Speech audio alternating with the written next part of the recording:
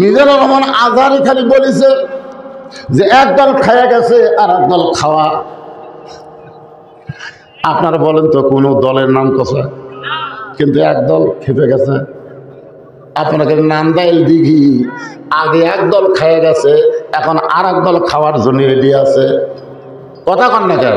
ওমর ফারুক পাহাড়ের পাশে যখন এমন করে কাঁদতেছে, রাখাল পিছনে এসে বলতেছে তুমি যতই কান্দো, তুমি যতই কান্দো, তোমাকে উটের দুধ দেওয়া গেল না।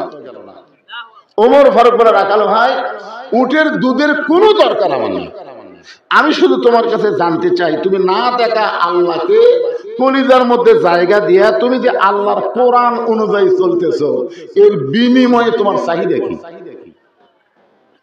আজকে আমাদের বাংলাদেশে যারা কোরআনের আন্দোলন করে, কোরআনের দল করে, সব মানুষের চাইতে তাদেরকেই বেশি নির্যাতন করা হয়েছে। জোরে করে কথা ঠিক না? বাড়ি থাকবার পরেনি, আলুর বাগুনের মধ্যে ঘুম পড়া লাগছে, লাগেনি ভাইজান? আমির হামজার মতন মানুষকে জেল দিচ্ছে, মামুনুল হকের মতন মানুষকে জেল দিচ্ছে। কোরআনের পাকে আল্লামা সাঈদী, যার গোটা জীবন তন্ন তন্ন করে খুঁজলেও একটা অন্যায় পাওয়া যাবে না, সে আল্লাহর ওলিকে 13 বছর জেলখানায় মিথ্যা বন্দী করে রাখছে। করে করার কথা ঠিক না? এরপরও তখন পারলো না, তখন জেলখানা থেকে কারাগারে নিয়ে গিয়ে তাকে হত্যা করা হলো। আপনারা বলেন তো ওনাদের চাহিদা কি? এত কষ্টের মধ্যেও আল্লাহর কোরআনের পথে থাকার কারণে ওনার চাহিদা কি?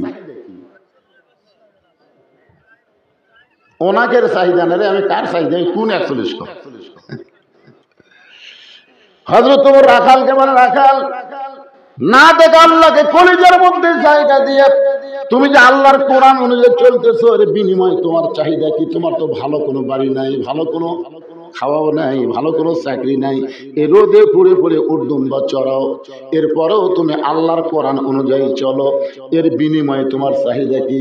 সঙ্গে সঙ্গে রাখাল আল্লাহর কোরআন থেকে তেলাওয়াত করলেন। সকলে পড়েন রব্বানা, পড়েন রব্বানা আতিনা ফিদ দুনিয়া হাসানাতাও ওয়া ফিল আখিরাতি হাসানা ওয়া কিনা আযাবান নার।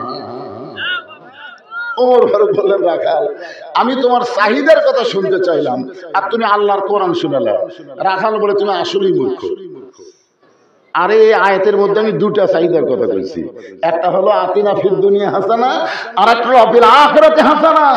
দুনিয়ার চাহিদা হলো মহামানব হযরত উমরকে আমি জীবনে এক নজর দেখতে চাই, যে উমর আল্লাহর কোরআন দিয়ে রাষ্ট্র চালানোর কারণে আমার মতন রাখাল না দেখে আল্লাহকে কলিজার মধ্যে জায়গা দিতে পারছি, সেই হযরত উমরকে খালি একটা বার জীবনে একটা বার যদি আমি দেখতে পাই, তাহলে আমার দুনিয়ার চাহিদা শেষ।